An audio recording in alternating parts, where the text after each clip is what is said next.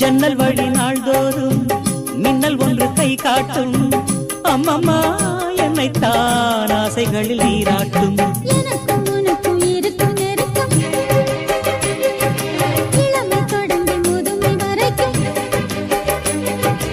இரவும் பகலும் உறவை வளர்க்கும், இடையில் இருக்கும் தடையை தகர்க்கும்.